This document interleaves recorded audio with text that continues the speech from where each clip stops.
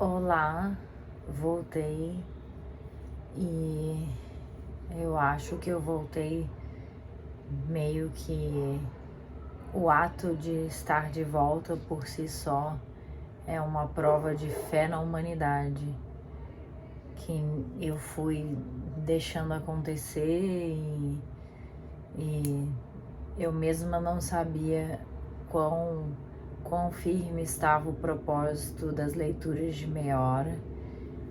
E cá estamos de novo. E se eu me conheço bem, eu posso ter alguma dificuldade de começar, mas depois que eu começo eu sou meio cabeça dura e daí eu continuo na marra mesmo, no poder da cabeça durice. Então cá estamos nós para o início de mais uma leitura. Se não me engano, esse é o 4º livro, olha aí. E muito bom, né? Já é alguma coisa consolidada. E esse livro não era o que eu estava esperando ler, porém foi o que eu decidi assim hoje. E vou lê-lo.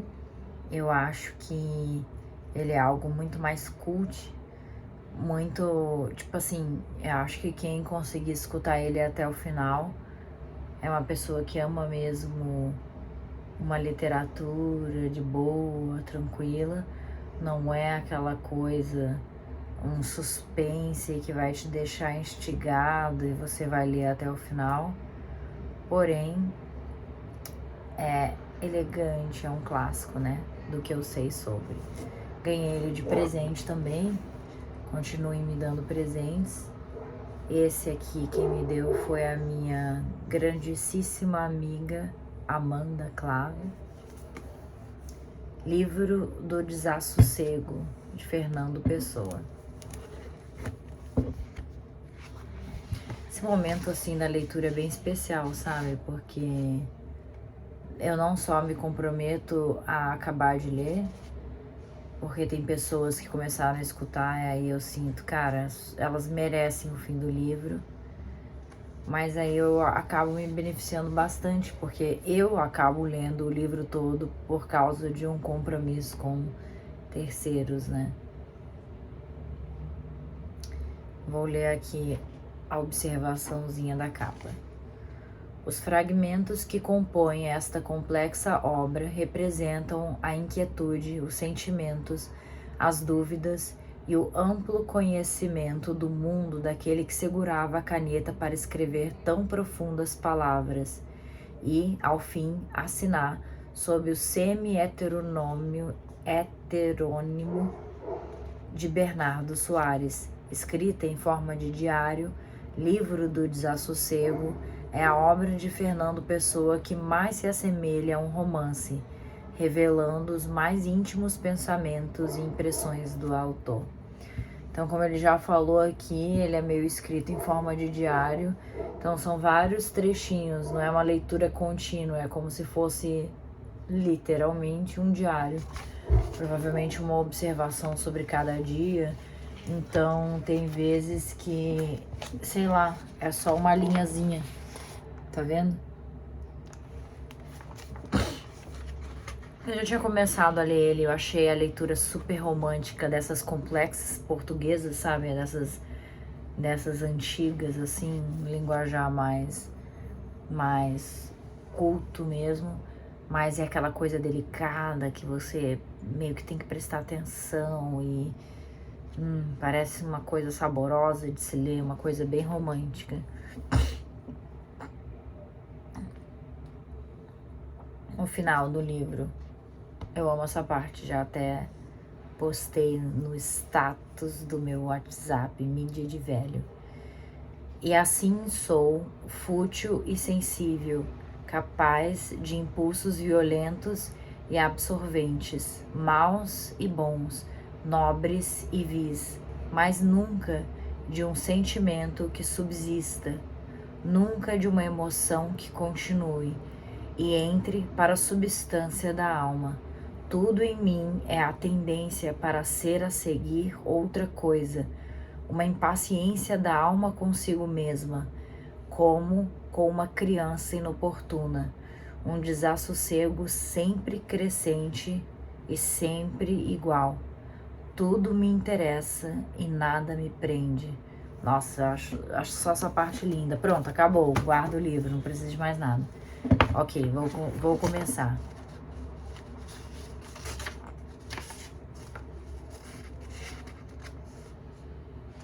Tem uma introdução aqui em latim que eu não entendo, tenho que dar o Google.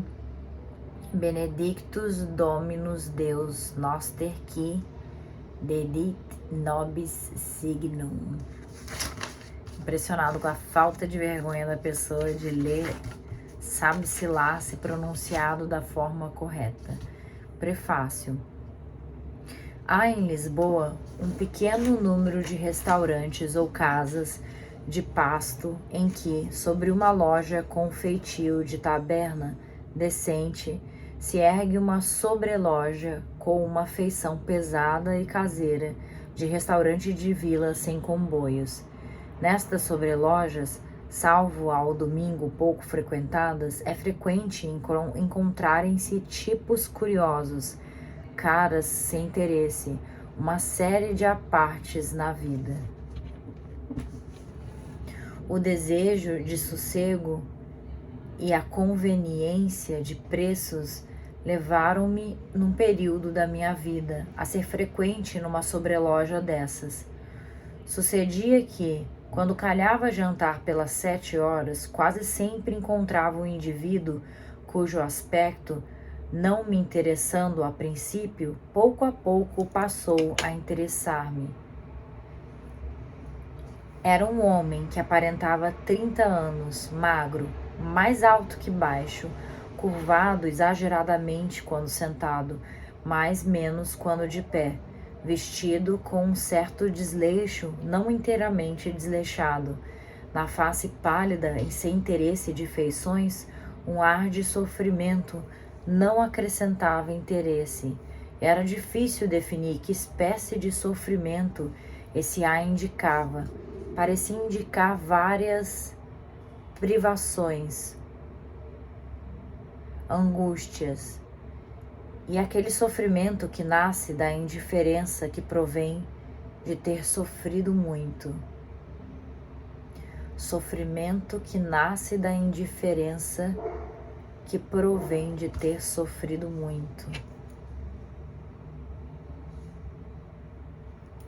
Jantava sempre pouco e acabava fumando tabaco de onça.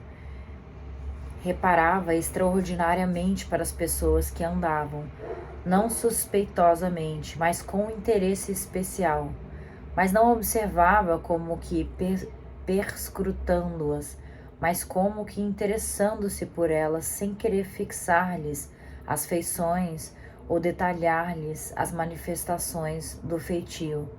Foi esse traço curioso que primeiro me deu de interesse por ele. Passei a vê-lo melhor. Verifiquei que um certo ar de inteligência animava, de certo modo incerto, as suas feições. Como será fazer essa leitura de ar de inteligência na careta de alguém? Mas o abatimento, a estagnação da angústia fria cobria tão regularmente o seu aspecto que era difícil descortinar outro traço além desse. Soube, incidentalmente, por um criado do restaurante que era empregado de comércio, numa casa ali perto.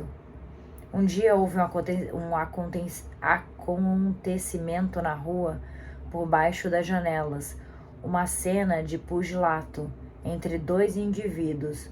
Os que estavam na sobreloja correram às janelas, e eu também, e também o indivíduo de quem falo. Troquei com ele uma frase casual, e ele respondeu no mesmo tom. A sua voz era baixa e trêmula, como a das criaturas que não esperam nada, porque é perfeitamente inútil esperar. Cara, eu acho isso incrível, né? É perfeitamente inútil esperar alguma coisa. Eu não sei, mas eu penso assim, que o dia que eu for capaz de escrever uma coisa dessas, eu tenho que ter vivido muito, né? A pessoa vai escrevendo e naturalmente sai uma frase bonita, bem vivida dessas. Sua voz era baixa e trêmula, como a das crianças, como a das criaturas que não esperam nada, porque é perfeitamente inútil esperar.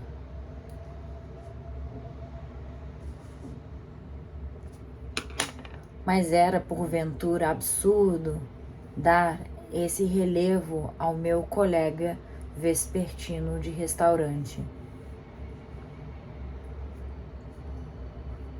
Não sei por que passamos a cumprimentarmos-nos desde esse dia. Um dia qualquer que nos aproximara talvez a circunstância absurda de coincidir virmos ambos jantar às 9h30. Entramos numa conversa casual. A certa altura ele perguntou-me se eu escrevia. Respondi que sim. Falei-lhe da revista Orfeu, que havia pouco aparecera. Ele elogiou-a bastante, e eu então pasmei deveras.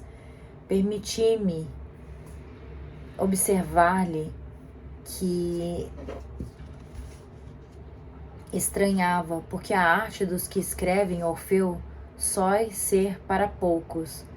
Ele disse-me que talvez fosse dos poucos. De resto, acrescentou, essa arte não lhe trouxera propriamente novidade, e timidamente observou que, não tendo para onde ir, nem que fazer, nem amigos que visitassem, nem interesse em ler livros, só ia gastar as suas noites no seu quarto alugado, escrevendo também.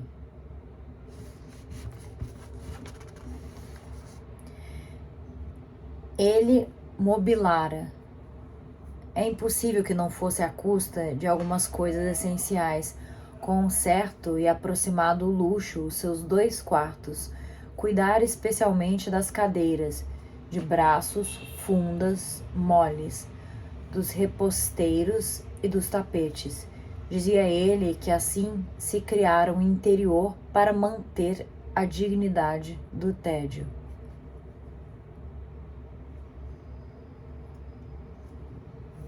Criaram um interior para manter a dignidade do tédio.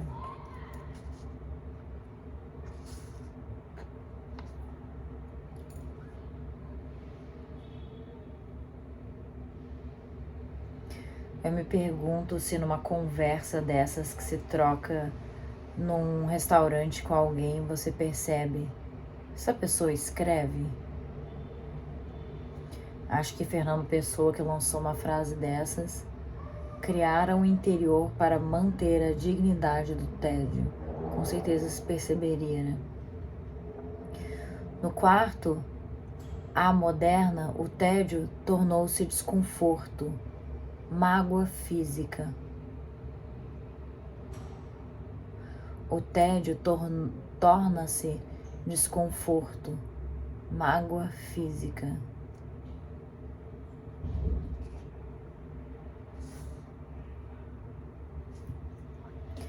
Nada o obrigara nunca a fazer nada. Em criança, passara isoladamente. Aconteceu que nunca passou por nenhum agrupamento, nunca frequentara um curso, não pertencera nunca a uma multidão. Dera-se com ele o curioso fenômeno que com tantos, quem sabe, vendo bem, se com todos, se dá de as circunstâncias ocasionais da sua vida se terem talhado a imagem e semelhança da direção dos seus instintos, de inércia todos e de afastamento. Nunca teve de se defrontar com as exigências do Estado ou da sociedade. As próprias exigências dos seus instintos ele se furtou. Nada o aproximou nunca, nem de amigos, nem de amantes. Fui o único que de alguma maneira estive na intimidade dele, mas apesar de ter vivido sempre com uma falsa personalidade sua, e de suspeitar que nunca ele me teve realmente por amigo, percebi sempre que alguém havia de chamar a si para lhe deixar o livro que deixou. Agrada-me pensar que, ainda que ao princípio isso me doesse, quando notei, por fim vendo tudo através do único critério digno de um psicólogo, fiquei do mesmo modo amigo dele, dedicado ao fim para que ele me aproximou de si a publicação deste livro. Até nisto, é curioso descobri-lo, as circunstâncias pondo ante ele quem, do meu caráter, lhe pudesse servir, lhe foram favoráveis. Nestas impressões, sem nexo, nem desejo de nexo, narro indiferentemente a minha autobiografia, nem fatos, a minha história sem vida. São as minhas confissões e, se nelas nada digo, é que nada tenho que dizer. Fernando Pessoa. Primeira parte. Diário de Bernardo Soares. Ajudante de guarda-livros na cidade de Lisboa. 1. Nasci num tempo em que a maioria dos jovens tinha perdido a crença em Deus, pela mesma razão que os seus maiores a tinham tido, sem saber por quê. E então, porque o espírito humano tende naturalmente para criticar porque sente e não porque pensa, a maioria desses jovens escolheu a humanidade para sucedâneo de Deus. Pertenço, porém, àquela espécie de homens que estão sempre na margem daquilo a que pertencem. Nem veem só a multidão de que são, senão também os grandes espaços que há ao lado. Por isso, nem abandonei Deus tão amplamente como eles, nem aceitei nunca a humanidade. Considerei que Deus, sendo improvável, poderia ser, podendo, pois, dever ser adorado. Mas que a humanidade, sendo uma mera ideia biológica e não significando mais que a espécie animal humana, não era mais digna de adoração do que qualquer outra espécie animal. Olha aí Yuval Harari.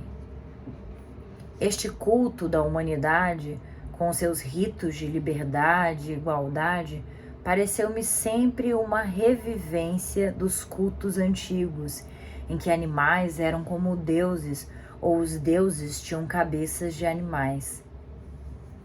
Assim, não sabendo crer em Deus e não podendo crer numa soma de animais, caraca, olha ele nos chamando a humanidade de uma soma de animais. E não podendo crer numa soma de animais, fiquei como outros da orla das gentes, aquela distância de tudo a que comumente se chama a decadência. A decadência é a perda total da inconsciência, porque a inconsciência é o fundamento da vida. A inconsciência é o fundamento da vida. Como se a gente vivesse melhor conforme mais inconsciente nós estivéssemos. Cara, nesse momento eu estou vivendo o grande fenômeno da espinha no nariz. Tô com uma puta de uma espinha aqui no nariz. E dói tanto, cara. É tão bom. Meu Deus.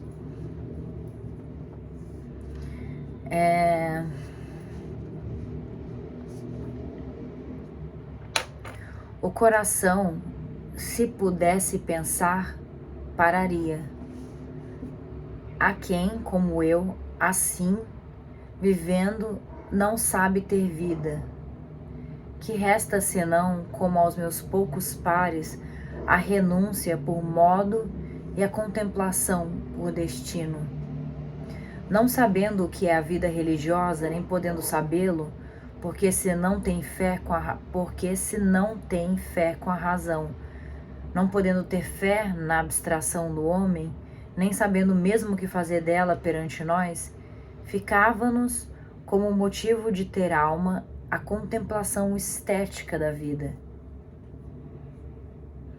E assim, alheios à solenidade de todos os mundos, indiferentes ao divino e desprezadores do humano,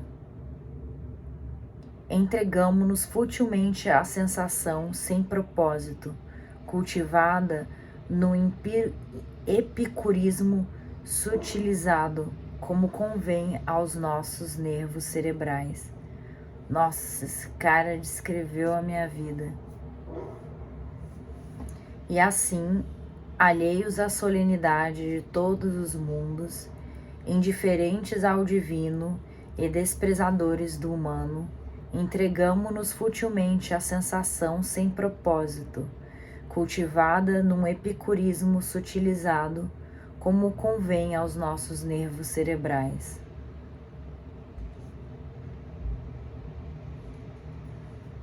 Muito poeta esse cara. Retendo da ciência somente aquele seu preceito central, de que tudo é sujeito às leis fatais, contra as quais se não reage independentemente, porque reagir é elas terem feito que reagíssemos, e verificando como esse preceito se ajusta ao outro, mais antigo, da divina fatalidade das coisas, abdicamos do esforço como os débeis, do entretenimento dos atletas, e curvamo-nos sobre o livro das sensações com um grande escrúpulo de erudição sentida, não tomando nada a sério, nem considerando que nos fosse dada, por certa, outra realidade, que são as nossas sensações.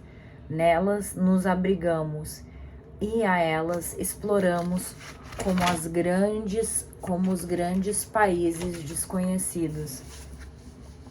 E, se nos empregamos assiduamente, não só na contemplação estética, mas também na expressão dos seus modos e resultados, é que a prosa ou verso que escrevemos, destituídos de vontade de querer convencer o alheio entendimento ou mover a alheia vontade, é apenas como falar alto de quem lê, feito para dar plena objetividade ao prazer subjetivo da leitura. Sabemos bem que toda obra tem que ser imperfeita e que a menos segura das nossas contemplações estéticas será a daquilo que escrevemos. Mais imperfeito é tudo, nem há poente tão belo que o não pudesse ser mais, ou brisa leve que nos dê sono que não pudesse dar-nos um sono mais calmo ainda. E assim, contempladores, iguais das montanhas e das estátuas, gozando os dias como os livros, sonhando tudo, sobretudo, para o converter na nossa íntima substância.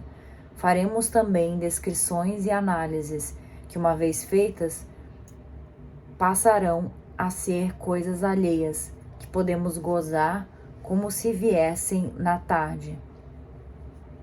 Não é este o conceito dos pessimistas, como aquele de Vigny, para quem a vida é uma cadeira, onde ele tecia palha para se distrair. Ser pessimista é tomar qualquer coisa como trágico, e essa atitude é um exagero e um incômodo. Nós temos, é certo, um conceito de valia que apliquemos à obra que produzimos.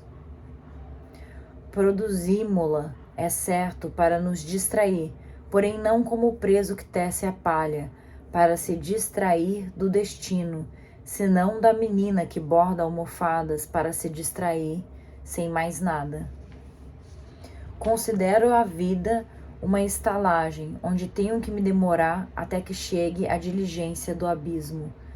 Não sei onde ela me levará, porque não sei nada. Poderia considerar esta estalagem uma prisão, porque estou compelido a aguardar nela. poderia considerá-la um lugar de sociáveis, porque aqui me encontro com outros. Não sou, porém, nem impaciente, nem comum. Deixo ao que são os que se fecham no quarto, deitados moles na cama, onde esperam sem sono. Deixo ao que fazem os que conversam nas salas, de onde as músicas e as vozes chegam cômodas até mim. Sento-me à porta e embebo meus olhos e ouvidos nas cores e nos sons da paisagem, e canto lento para mim só, vagos cantos que componho enquanto espero. Para todos nós descerá a noite e chegará a diligência.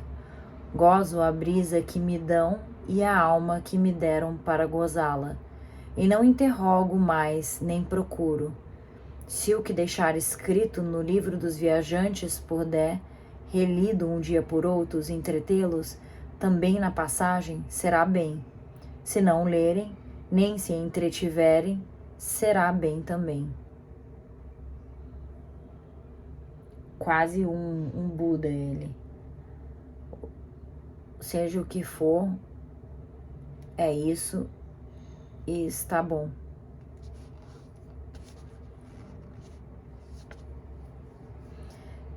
Tenho que escolher o que detesto, ou o sonho que a minha inteligência odeia, ou a ação que a minha sensibilidade repugna, ou a ação para que não nasci, ou o sonho para que ninguém nasceu. Resulta que, como detesto ambos, não escolho nenhum, mas como hei de, em certa ocasião, ou sonhar ou agir, misturo uma coisa com outra. Amo pelas tardes demoradas de verão, o sossego da cidade baixa. E, sobretudo, aquele sossego que o contraste acentua na parte que o dia mergulha em mais bulícia. A Rua do Arsenal, a Rua da Alfândega. Que é isso, hein? São as ruas do centro do Rio de Janeiro, mas não devem ser essas, não. O prolongamento das ruas tristes que se alastram para leste desde que a alfândega cessa, toda a linha separada dos cais quedos, tudo isso me conforta de tristeza. Se me insiro por essas tardes na solidão do seu conjunto. Vivo uma era anterior àquela em que vivo. Gozo de sentir-me coevo de Cesário Verde. E tenho em mim não outros versos como os dele, mas a substância igual a dos versos que foram dele. Por ali arrasto, até haver noite, essa sensação de vida parecida com a dessas ruas. De dia, elas são cheias de um bulício que não quer dizer nada. De noite, são cheias de uma falta de bulício que não quer dizer nada. Eu de dia sou nulo e de noite sou eu.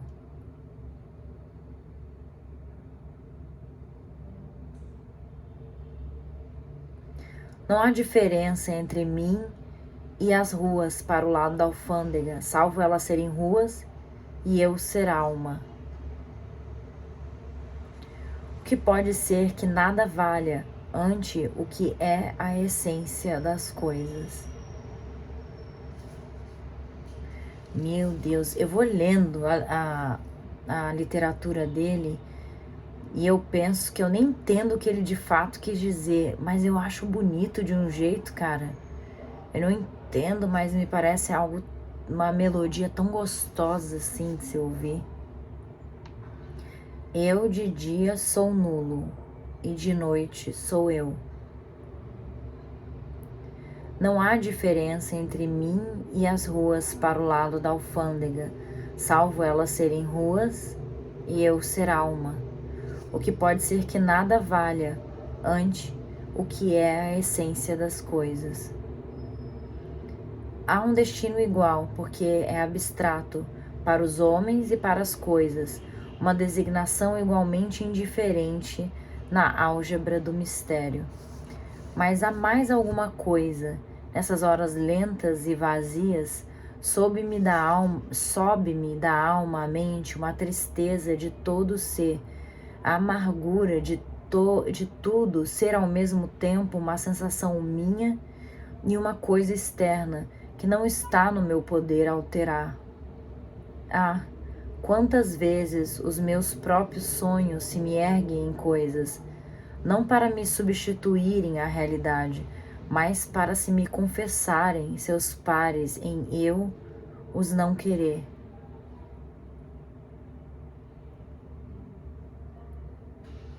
Em que surgirem de fora, em me surgirem de fora, como o elétrico que dá a volta na curva extrema da rua, ou a voz do apregoador noturno de não sei que coisa, que se destaca, toada árabe, como um repuxo súbito de monotonia do entardecer.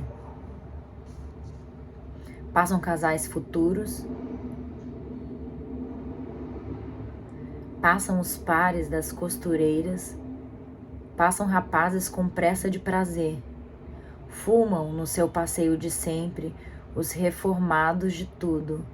A uma ou outra porta reparam em pouco os vadios parados que são donos das lojas.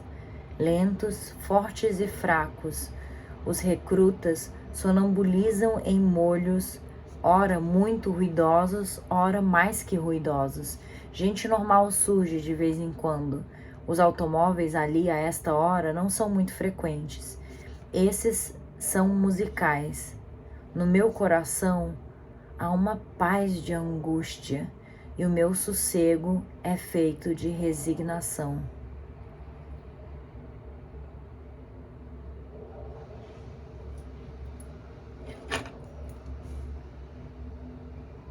O meu sossego é feito de resignação.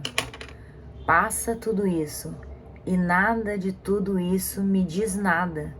Tudo é alheio ao meu destino, alheio até ao destino próprio, inconsciência, carambas ao propósito, quando o acaso deita pedras, ecos de vozes incógnitas, salada coletiva da vida. Incrível. Vamos ficando por aqui. Bom, ou eu falei muito, ou tudo promete que vamos fazer 1 zilhão de unidades desse livro, porque eu mal li, deu 30 minutos. Mas é isso, Bissu. A bientôt. Hasta la vista.